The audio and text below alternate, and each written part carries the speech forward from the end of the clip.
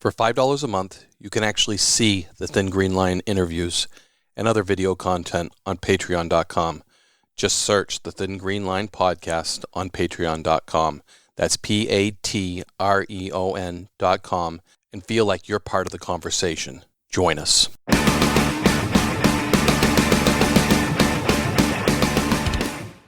Hey, welcome back to the Thin Green Line podcast.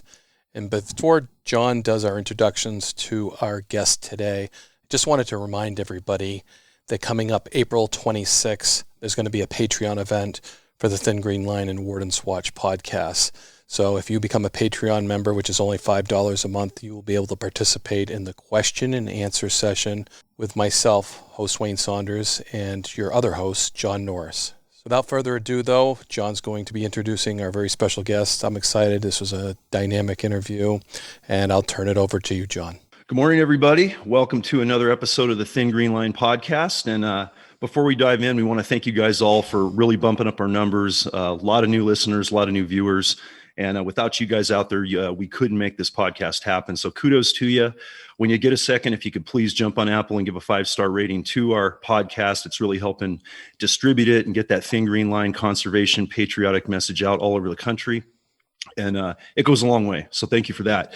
So today we have a super cool special guest, near and dear to us on many, many levels. I want to introduce Cody the Spartan Stamann, MMA champion in the featherweight, bantamweight class, and getting ready for an upcoming fight, hopefully the first part of May here. Cody, how are you? Welcome to the show. I'm great, man. I'm glad to be here. Yeah, we're really, really excited to have you on here. And I know we got to talk about your fight history and how you got into the sport. You know, my partner over there, Wayne Saunders, talking to us from New Hampshire, has some wrestling history as well. So that'll be a fun conversation. But we also got the conservationist. We got the Second Amendment guy, the active shooter, enjoying shooting sports, all those beautiful things that we all stand for on the conservation front that we're really going to dive into as well. So looking forward to an exciting one this morning. Yeah, you're talking about the two passions of my life. I love it. Well, let's tackle them both. And just to start, man, take us back. How did this whole MMA thing start for you? You know, obviously you grew up back east. It happened early. I know you have a heck of a wrestling history. I want to give a shout out to your and my and Wayne's mutual friend, John Bartolo, because it was really John Bartolo. I knew of your fight history a little bit and where you were going, but John's so active in the MMA community.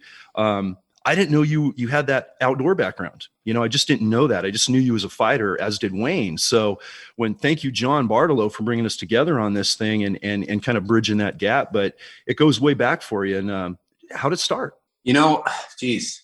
And I absolutely love John. John and I hang out all the time. I actually got a gun of his. I got to get back. Borrowing a gun. That's kind of unique. I mean, I've kept it a little longer than I should have. Hey, man, well, you're still in Nevada, so you're still in true America, like I am in Montana. We can do that in these American states. Is it like that book I lent somebody, like a couple of years ago? Kind of like that. Just waiting for him to get back. But yeah, I mean, fighting for me, geez, I'm just a tough Midwestern kid. My parents own a restoration company, both hardworking, good people. I've just kind of always been a person that I wasn't a big talker. I was more of a, if there's an issue, I dealt with it in a different manner. I've been that way. It's just kind of how I grew up. And then I started wrestling in 7th grade. I absolutely fell in love with it. Honestly, before that, I thought I was going to play professional football. I was a really, really good football player, but turns out I'm 5'6". I wasn't going to in the cards. So I got super passionate about wrestling. I got pretty good fast. I mean, wrestling is super competitive in Michigan. There's a lot of really, really good wrestlers, and I got in a few really good programs. And wrestling is like one of those sports that it really changes you. I mean, I always said any kid, a parent that's like, what should my kid do? What sport should my kid play? What should my kid do? Kickboxing? Should he box? Should he do this? Should he do that? I'm like, your kid should wrestle. I'm like, because the guys I know guys that I wrestled with, guys that were, elite competitors in wrestling, they're all successful people in life because wrestling teaches you the discipline and the work ethic and the mindset you have to have, because wrestling is it's an individual sport. It's you against someone else. Right. There's no side. You get on that mat and you get tossed around. I've been tossed around plenty. I've gotten my butt kicked, more times than I'd like to admit. And that does something to you. You know what I mean? Like it either it breaks you or it makes you tough. And wrestling is one of those sports that we need in America because, there's a lot of really soft people out there that really can't handle losing, really can't handle, the physical and mental aspects that life throws at them. And wrestling teaches you. So, wrestling was just like the solid, the foundation of my MMA career, not just from a technical standpoint. Obviously wrestling is very, very important as an athlete, as a fighter. But for my mind, it really does make you a different person. It makes you a tough person. It makes you react to life situations a lot better. And, so that's honestly where it all started was wrestling in middle school, wrestling in high school, wrestling in, freestyle tournaments. It's amazing. It's amazing you brought that up, Michigan. Cody, because I'll just give an example. I have a buddy who's a dairy farmer, and he was a wrestler in high school. Vision Quest Dairy Farm. I'm sure you've seen the movie. Yep. That's inspiring. Wrestler, Vision Quest. This guy, he didn't get the family farm. He started by buying a farm, and now he has 2 farms. You set that mind tone of a wrestler to the point. My kid's playing hockey. That's a different mindset, but it's still a tough one. I will give him that. Yeah. But that mindset of a wrestler, you're right. Your goal, you go out there, there's a goal, you achieve it. And some of the scrappiest wrestlers are in your weight class, man. It's dynamic to watch those weight classes and stuff like that. And one question I'll tell you now so you have it with you when you go, because I still want you to go.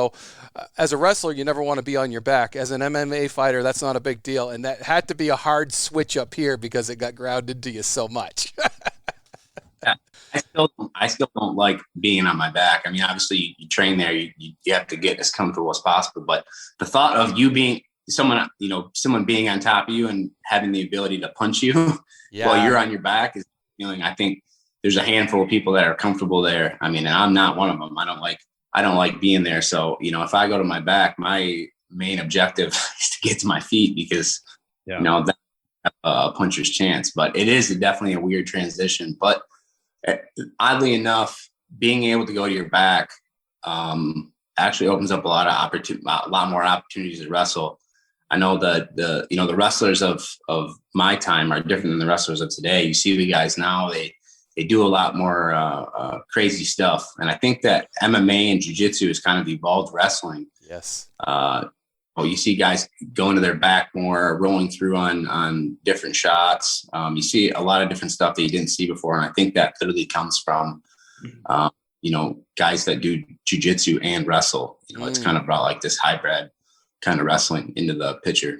Yeah, Cody, on that point, it's really interesting you mentioned, you end up on your back, you try to get off your back. And the last 10 years of my career, especially before we went into building that special ops team that you're familiar with now, we transitioned our defensive tactics program from the old FBI defensive tactics style to all Gracie stuff. It was all jiu-jitsu. It was all escape and traps and get out because our guys, we never like to go on our back if it's, a real fight, and if it's going to go to deadly force, especially hopefully avoidable. But more and more fights were ending up on the ground. And now what? And law enforcement in general across the country weren't training for it at that point. We were doing wrist takedowns and arm bars and all this stuff, control holds, from standing, more of a standard martial arts or a karate standpoint. And then the fight ends up on the ground. And then our guys were getting hurt, so it was largely when MMA was really starting to blow up and that transition you're talking about was happening. And I'm grateful to the sport you're in and what's happened there because it's translated over into military and law enforcement groups to keep us alive and up against some really, really tough guys. So, and it definitely saved our bacon several times, especially the last 5 years of some crazy cartel ops. And it's interesting to see it happening in your sport. And we're taking it to the next level and continuing to try to improve based on what we see you guys doing in the ring and what jiu-jitsu is evolving into every year. So it's a neat comparison that's saving lives out there as well. Well, yeah. And then you add the fact that if you understand, top control and you understand bottom control, most people don't. Right. You have that advantage in that ground situation, which, I mean, whether you want to go there or not, I think 90% of, altercations that happen outside of the cage at some point end up on the ground. Yep. And if you have the advantage there, I mean, you're a shark in the water, and they're, right. No the only way to look at it. No doubt. So your first cage fight, that had to be so different. That does it still, you've got to remember that the first time. Yeah, I mean, so my first fight, honestly, I didn't know that much about the sport of MMA. I competed in wrestling. I competed in boxing. I've done a few kickboxing fights at that point, but once you put it all together, it really becomes very, very real. And lucky, my first few fights didn't last long. So I was in and out of there. And I don't know if it's because I was, like as soon as they said go, I was like an uncorked animal and just went after the guy. I didn't really, understand the technique. I think it was more of like I was in a hurry to get out of there. I was still fighting life or death situation. And that's actually a good thing to have in a fight, because if you go out guns blazing right off the bat, I mean, the other guy's probably not prepared for that level of commitment. At the very first jump, and maybe that's something I need to go back to, because it did work out really well in my amateur fighting career. I had, I think my first 10 fights finished in under less than a minute. So I started off, pretty strong in MMA, but it is a different feeling. That I think the biggest thing is the nerves and the pressure that comes with the sport. As you get better, as you get better on it. I mean, I'm sure you can attest to this, John. It's you really have to start getting comfortable in those uncomfortable situations. You need to mentally prepare yourself for everything that could possibly happen. Because everything happens so fast, and those live combat in the realm of fighting, things happen so fast. So your reactions need to be absolutely on point, which means your mind has to be completely calm, but you also have to be, in kind of a do or die mindset, and that's something that I think most guys struggle with is the mindset aspect of combat. It's like, before you're getting into a combat situation, and you have to steady yourself to the point where, you can do the right things. And you see a lot of guys kind of get crippled by the pressure of it. And that's, I think, kind of the difference between somebody who's really good in the gym or really good in training in comparison to someone who can really put it all together in the cage. You just got to have that strong mind, and you got to be able to, adapt. If things don't go the way you thought they would, you got to stay in the fight. You have to, find a different way to happen. And that's really kind of what separates, a good guy in combat and a bad guy in combat. Is the good guy in combat is always, he always has his wits about him, and he's always, prepared for whatever's coming next.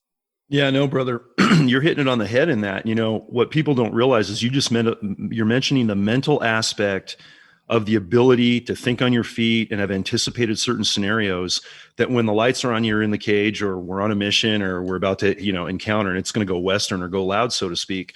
How do you react to that? We can train great when it's not, when there's no real threat there. And on our team, we called it fill and flow. That was the mentality that we could have the best operational plan. We could be physically fit. We have all the gun skills. Our dogs are on point. The team's working great. Individually, guys are good. But if you're not adaptable, because it never, it's always Murphy's Law, right? Mm-hmm. That fighter doesn't do exactly what you anticipated him to do after watching his history or whatever. And you're right. Not everybody can do it. Wayne and I have seen that in our careers countless times. And I think you have it even more intense when you get to your level of success, and you get more, better fighters coming at you to try to take that title, and you're going after all of that. And there's that pressure. It's publicized. You got, millions of viewers at times. If you can't get into your mental bubble, we call it that bubble on snipers, man, and just fill and flow, calm in the eye of the storm for a couple of, cliche statements. That's what makes fighters like you so successful. And exactly, law enforcement and military, sheepdog and warriors out there, and not everybody can do it. And people get hurt because sometimes they can't do it, but it's a very fine line. And the other thing, kudos to what you're doing in the sport and what we've seen in our careers, is the preparation. You said it. Growing up, you came out as a kid that was going to go after something. And if you got to a wall and there was whether it was economical, family problems, whatever, school, it could be a number of issues, especially with everybody going through these losses in COVID. Don't give up. Don't give up. Get around the wall. Maybe you're not going to go through it. Maybe you don't have to use brute force, but just fill and flow, adapt, and never give up. And not everyone's wired to do that, sadly. And there's failure because of that. So the message you're putting out there as a fighter where you came from, motivates our youth out there that are having hard troubles, especially through these crazy times. Law enforcement and military, careers out there, first responders that, the bashing we're all taking right now in the world. But people are still stepping up to do the job. So the parallels are great, and kudos to what you're doing there. But mental toughness is where it all stems. I think it really starts there. It does. It absolutely does. And it honestly, I think of in your position now, and I have a lot of friends that are cops back home, and we talk about fighting, we talk about work, and we talk about what they're going through, and it just seems like there's such a negative stance from a lot of people who maybe don't understand what's going on. And with the law enforcement community, everybody's kind of they have this mindset like it's us against them, and I'm like, you do realize that these people are just like you and I, right? They're trying to make a living. They're trying to make your life better. They're trying to protect you. And, to take, everybody talks about, how it's so unfair to take one rotten egg and mix that in with the entire group, and say that the entire group is rotten, right? I mean, that's kind of like racism in a whole. You have one bad person and you think all people like that person are bad. I'm like, well, you're doing the exact same thing with law enforcement. You do understand that 99% of these guys are the best, most outstanding, family men. They're good people. Right. They want to help. It's their job to help, and they do their job well. And you're taking maybe somebody that did something wrong, and you're thinking that everyone's bad, and it just doesn't make sense to me. The logic isn't there. It doesn't make any sense. It's like, one fighter, let's say one fighter does something super poor outside of, they get a DUI and they crash their car and they do something, or they, some kind of domestic abuse. And then they kind of clump everyone. I know the feeling, I tell someone, you're like, yeah, what do you do for a living? I'm a professional fighter. I'm like, oof. Yeah, right. You're in really? that typecast now, right? Really? Yeah. I'm like, really nice guy. Like, really, I'm nice. Yeah. I'm bored, I do this for a living. It's my job. It doesn't make me like a crazy, insane person. So I know the feeling, and it's disappointing because, I think if more people knew what you do and what a lot of law enforcement officers do on a daily basis to keep people like me safe, I think they would have a better understanding the same way if more people understood what it takes to be an athlete and what it takes to be a fighter and compete at this level. The things that we go through they're hard, they're really, really hard. And everything is on the table. You know what I mean? If you make a mistake, right, in the news, if I make a mistake, my mom has to watch me get my butt kicked, so you're in a very vulnerable situation where, it's very, very unforgiving. And, people don't tend to remember, all the good things. It's the one slip up that you had or one slip up that a law enforcement officer has that everyone kind of attaches to, even though, you have one mistake and then you have, a million things that are done right. Everyone, they cling on to that and they kind of judge the whole, based on one person's mistake. And it's just not, it's not fair. And it's just not, it's not the way it should be. Sure. Yeah. It's that role model status you're put into automatically. Yep. You as a professional fighter, you're in that limelight where, an NFL player, you mentioned your history with football. And when one NFL guy does something that goes dark and it blows up, the NFL takes a hit and, these guys are, overly paid and, their bad behavior and all this. And think how many athletes at the level that you're training at are there with exemplary character records. They wouldn't be where they're at if they didn't have great character and really believe in their community and what you give back as a role model and what NFL athletes give back to their communities with their foundations and everything else. And it taints that. And I appreciate you saying that, mentioning it on the law enforcement side, because we've been taking an absolute battering. We've been taking our own beating in the ring the last couple of years, but we try to do the best we can. So we appreciate your sentiment on that. But again, we're all in that light, you especially now as your career continues to blossom. And it's good that you're putting out a great message, not only from a just general character standpoint of what you represent for MMA as a professional fighter, but also as just a role model out there for our youth and adults, but the conservation side of stuff that's coming out that's so critical that we all value so much. And I know, Wayne and I talk a lot about that on both Warden's Watch and this show, that's a market that's getting smaller and smaller. It's getting more and more threatened. You as well as anybody, better than anybody, the threats to our wildlife species out there with everything from cartel threats and poaching and, development and just abuses. So you bring another element to fighting that most fighters don't, that we publicly know of, is that support of the conservation world out there. And we appreciate that. And we got to hear about that, Wayne, a little bit on Cody's background. Yeah, we definitely got to hear your outdoor side, because I think that's what connects us all. I mean, certainly I love the fighting stuff too. But being that individual, getting out into the outdoors, I'm sure that has helped you as well. Seeing that goal and achieving it as a young man, and just to experience the outdoors. It's just, it's an awesome thing that I think we all share, and we'd love to hear how you started and how you're continuing on.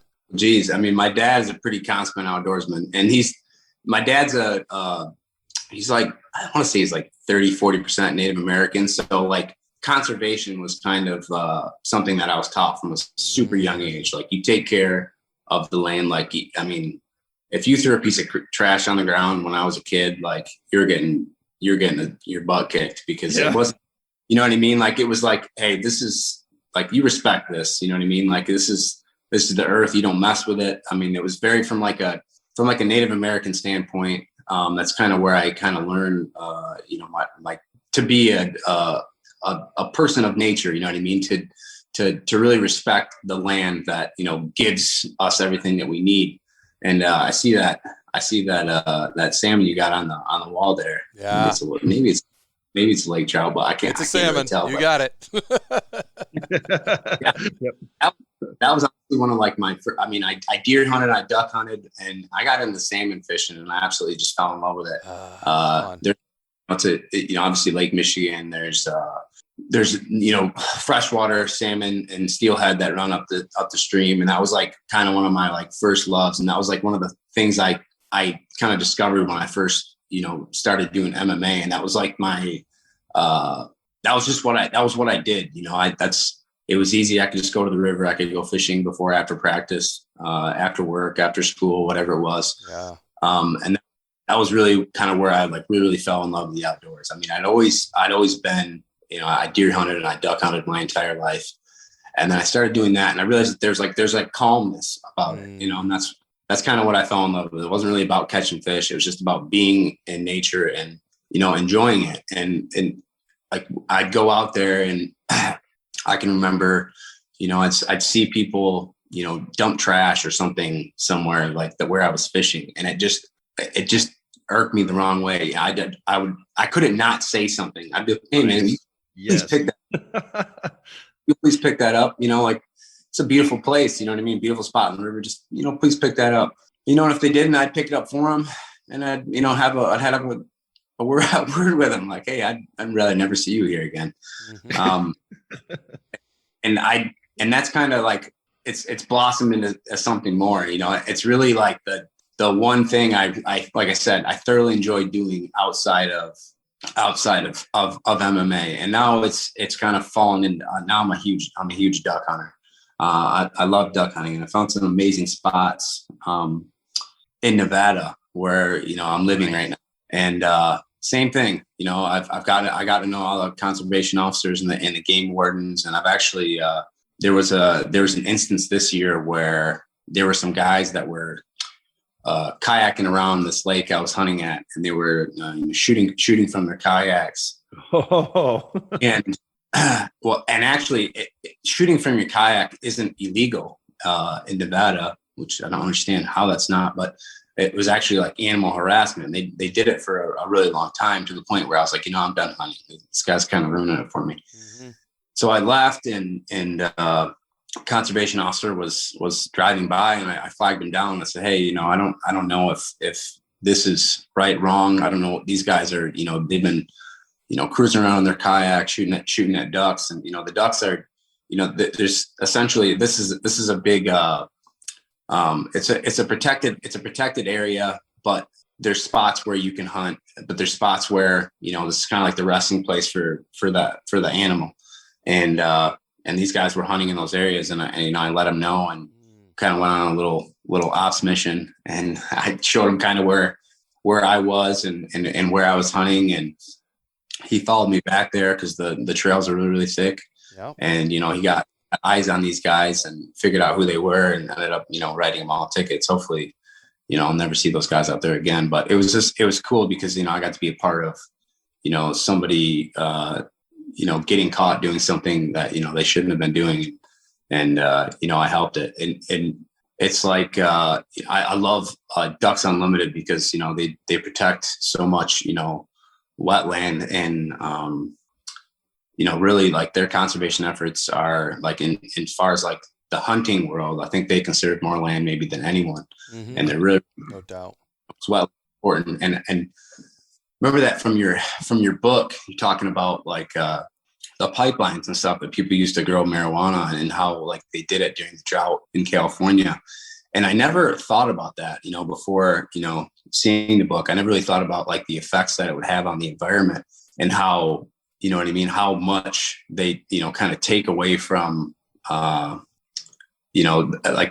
people don't understand that, like, right. This, they're like, oh, well, this is happening, but, how does that affect me? Like, that doesn't affect, like, well, you do understand that, these people are essentially stealing the water that you need during a drought. Right. To grow on public grounds. Like, this should concern you. I mean, you should have a stance on this. And it's cool because it sheds light on a way that, people, you can relate it to yourself. You know what I mean? Like, it actually, because obviously whether you're pro marijuana, negative marijuana, that doesn't matter. But, when you start talking about the environment and the effects that it has on the environment, well, you should be pro the environment. If you're not, I'm not really, what kind of person you are. But it was cool because that was something I really never thought about. And I was like, I really should care more about this stuff, because that is super important. Yeah, I appreciate you diving into the book, man. And I figured, you would resonate with that whole message, being the conservationist that you are. And it's interesting you mentioned the water aspect of it, Cody, because Wayne and I talk about this all the time.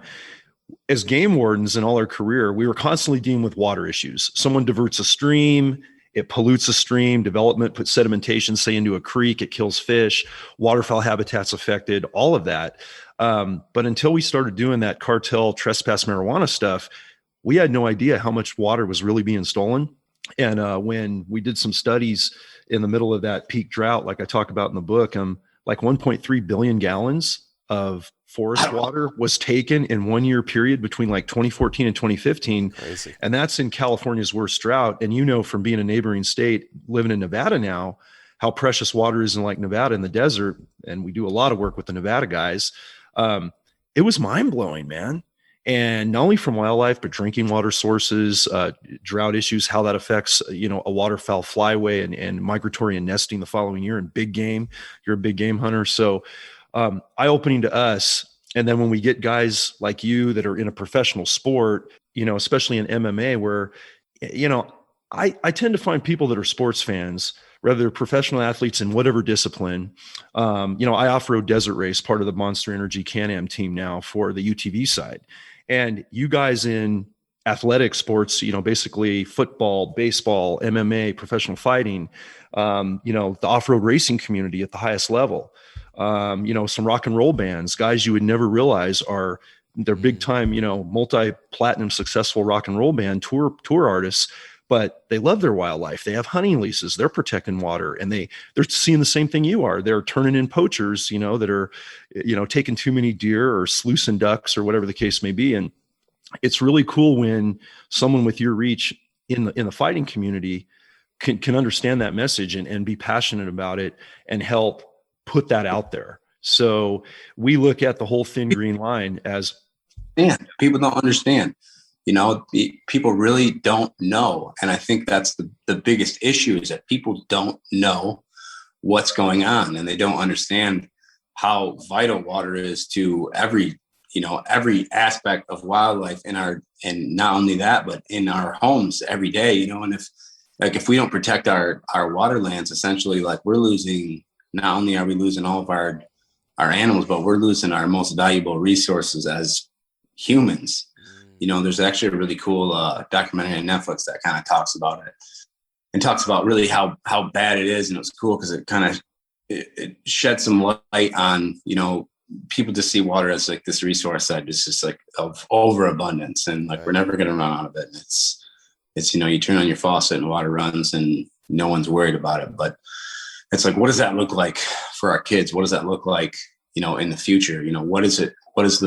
What are all these, between pollution, between poaching, between, the cartel stealing water, all these things, like, what does that look like for us? Are we going to be able in 10 years to turn on our faucet and, fresh water is going to come out? Like, I don't know. Like, I don't know what the climate is now. If we're being honest, and if, you obviously know a million things more than I do, but if I'm looking at it from, just from the knowledge that I have, it doesn't look good. It doesn't look good at all. And I think not enough people are talking about it. Not enough people kind of understand that, like, there's this negative bias on the hunting community, because I think a lot of people are kind of still against hunting, but they eat cheeseburgers. I don't understand that. I'm not really for hunting, but I do love going to Burger King and getting a cheeseburger. I'm like, okay. Well, I'm not really sure how I can explain this to you, but you do understand that was an animal, right? That it wasn't killed in a humane way in its own like environment. I don't think people understand how hunting is and the relationship you should have with your food. It's explain that to the normal person, but I think that the basis of everything should be the conservation. We should be talking about that more. And hunters put their money where their mouth is, Cody. Your license dollars goes into conservation, where 95% of the conservation comes from hunters, anglers, even outdoor people enjoy the outdoor, don't contribute to it. And everybody that wants to stop hunting wants to stop conservation, if you ask me. If you're against hunting, you're against conservation, because that's the way the money. If you're against fishing, guess what? And that's the next. Once we get rid of hunting, we're on to fishing. So, but I do want to go back, and I really appreciate the story about giving that information to the game warden, because that's so precious to us wardens, as people getting involved and giving us good information. And I just want to make a good comment that warden was a good warden, because he had to bring them back to that spot so he could acclimate himself, because everybody thinks we know everything. And when I was a young warden, I knew everything too. So I said, yep, I know right where that is. I spent days looking for the spots they would tell me about. So I would always grab them and say, hey, let's go back. And I tried to instill that into, as I trained wardens. Yep, you want to act the cool warden, you want to know everything, have them bring you back to the spot, because it'll take you days to find where they're talking about it, and it'll be done. So that's a great thing that you reported, and then they took action, and we encourage so many people to do that, and that's just outstanding. More people like you, less poachers. So more people doing the thing right. So, yeah. Yeah. I mean, you got to understand, people keep their hunting spots a secret. Oh yeah, they're The spot that I found, I had it mapped out, and it was like probably a mile hike in. Yeah. There's some really, really, really thick brush, and like, I was confident that no one was going to find this spot, unless, especially because duck hunting, you're doing it in the dark. You're doing it. I'm going out there. Yeah. Headlamp in it for hours. Yep. I don't have things. If I don't know exactly where I'm going to turn left and right, the brush is 10 feet tall. I'm just going to end up standing in the brush until it gets light out. And yeah. You can hear the ducks flying. And I'd never seen anyone get there. And like when me and the conservation officer got there, he was like, "Wow, this was quite a hike. I'm glad you. There's no way I would have found it." And I was like, honestly, I got lost this morning. I went left instead of right, and I ended up standing in a bunch of brush for 30 minutes trying to find my way out of it. And I had it was a tough spot to get to. There's nothing worse than being lost in the dark with 80 pounds of stuff on your back either. No doubt. Yeah, Cody, on that point, and Wayne, you said it best. We make our best cases in those most remote areas where the poaching is going on so far in the most remote wilderness that so few guys are getting to. We wouldn't find them without you, Yeah. And when we get really hardcore guys that know what they're doing out there, like yourself, going out, doing 2 hours of hiking with a headlamp to get to your duck spot. I do the same thing for whitetail here. I got to hike in snow at 4 or 5 in the morning, then get to the stand, set up all my stuff. And in the rare instance that you find someone else in your area, if they're cool and ethical, it's great. But 9 times out of 10, we find a problem, So we find them with guys like you, and you guys you guys are that extension of the Thin Green Line, our eyes and ears through the kind of turn in a poacher program that every state has, that we just couldn't make those cases. You know how thin we are as far as numbers. I'm sure from the Nevada guys. We've trained with the Nevada, and there's like 45 game wardens in all of Nevada. And that state, as you know, but a lot of our listeners and viewers don't, I mean, the elk, the mule deer, the predators, the waterfowl, Nevada has a diversity of wildlife species spread out in this massive, acreage of miles and miles of track. It's huge. And those guys, we can't find those guys taking the water, making those poaching problems without you being out there. So it's really cool that you're doing that. And then, we're trying to promote as many people to be our eyes and ears out there, but that's a great story that you go out in your remote area and run into a problem. And what a heartbreaker, right? To finally find a poacher out in those areas. It just pisses you off. And it's like, okay, now I'm going to fight back and we're going to clean it up. It does, because, I don't, I'm a busy guy, my life. I don't get that many opportunities to go out and enjoy the wildlife. I mean, I wish I could do it more, but, obviously, fighting has to take a precedence to everything else I do. Sure. And when you go out there and then you got to deal with that, I'm like, this is my day off. Like, come on. Yeah. Like, exactly. Like you said, at that point, I'm just pissed. I'm like, I don't want this to happen again. I want this person to get caught. And, it's kind of the same story in Michigan. I like where I hunted and fished in Michigan. I'd never seen a conservation. I'd never seen a conservation officer. I'd never been stopped and asked for my license. And that fishing spot that I was talking about earlier, there were guys snagging fish down there, because the steelhead kind of get bottled up in the river. Right. And if you're snagging fish, I mean, there's an abundance of fish. If you're snagging fish, whatever, if you're doing it to feed your family or wherever you're doing it, that's fine. The problem is, like, those guys have those big treble hooks and, gray fly. We call it forcing the gray fly because it's a leaded treble hook and they just rip it through the salmon.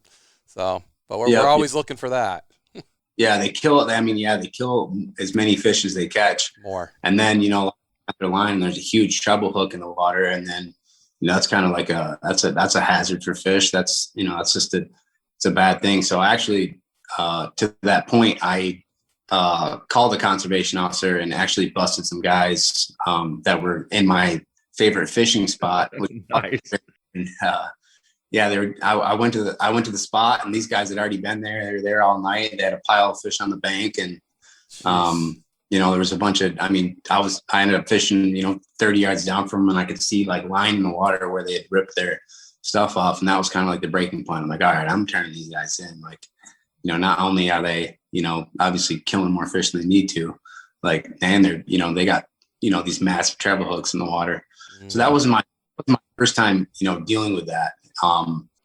And it's actually like it's like a proud moment, because if you're a real outdoorsman and you're out there doing it right and you beat me to a spot, like, good for you, bummer, I'm mad. I'm mad because There's some respect there. He did his homework, or she did her homework. Yeah. Good for you, dude. Dang it. But if you're not right, like I definitely want to see you out of my spot, hopefully for good. So that's interesting that you guys say that, because, I've always kind of felt like, it's just like, I was just bitter and I was kind of telling on people, but I never really looked at it like I was, kind of doing my part to help. Kind of just looked at it like I was being selfish and I wanted these guys out of my spot. Yeah. But yeah, it is true. I mean, God, you talk about 45 conservation officers in all of Nevada. Like, that is such a wild number to me, because Nevada is huge. Right. Nevada is enormous. It's a giant state. It's vast, and there's so many, like you said, so many different types of wildlife. And the fact that there's only 45 conservation officers, like, it's got to be almost impossible for them to really, really catch anybody. And then, by the time they get the information that they need, it's like, yeah, I was on this mountain and I saw these guys doing something illegal. It's like, geez, by the time they get there, the chances of those people still being there aren't great. So, I mean, yeah, I guess hunters could really, really help, and if you're doing it right, you have nothing to worry about. So you should want to call your local conservation officer, game warden, to come fix a problem.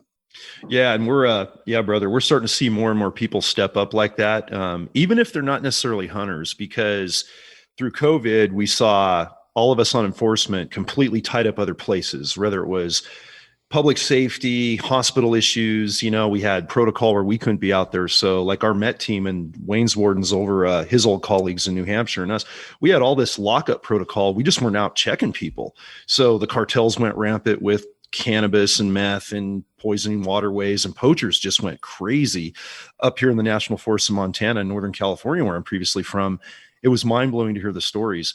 And it was people that had to get to the outdoors that were just such diehards, either hikers, backpackers, guys like you and me and Wayne, duck hunters, big game hunters or whatever. And then we're finding all these problems. And they were at least taking the wherewithal to turn it in appropriately, realizing, yeah, game wardens are few and far between right now with this pandemic and law enforcement just jacked up everywhere. But hey, I'll get a license plate. I'll get a GPS coordinate. Maybe we can backtrack it. And at least they're going to see somebody looking at them to kind of put a little bit of a deterrence that it's just not a free for all out there. And I mean, given all the stuff you do when you do take those mental breaks and have the time around your fighting, I would say you're a professional fighter and blessed to do that. And it's awesome what you're doing, but a great second. If you didn't do that, you'd be a heck of a game warden, man. Thinking the same thing. We need you on the force. That's in the cards. I thought about that. I was, this would actually be a pretty cool job. Like, I actually might enjoy this. I mean, I think I could be a cop. I just don't think I could. I don't think I could be in the city all the time. The game ward might be right up my alley. Yeah. Yeah. Nope, no doubt. It'd be a good fit. And something too you mentioned is when you have so little time given your fight schedule and training, especially, to finally get out there and to get a mental break. You said it really well when you said it's not about killing animals. It's not about having to come home with a bag limit of ducks or, harvest a buck. It's about all of that unwinding and mental clarity you get when you're out there, just from the spirit of the outdoors. And I can't speak to this, but fill us in on how much does that affect your mental preparation, having those breaks and putting everything in perspective to be better in training, and especially to be better when it's go time in the ring and all those lights are on you. I imagine it can do nothing but help, because it sure does with us when we gear up for our version of a big event. Having those breaks, they're just totally refreshing. Yeah, I mean, I absolutely need it. I make a point during a fight camp to spend at least one day, whether it's a hike, whether it's a hunt, whether it's whatever it is, whether it's just, going to the lake with my dog and enjoying time in the outdoors. I make a point every week, because there is that calm I absolutely need, because it's really, really, really easy to get in this 24/7 mindset of, I have a fight coming up. I need to absolutely, kill my body every day to, and as I've gotten older, I've realized that,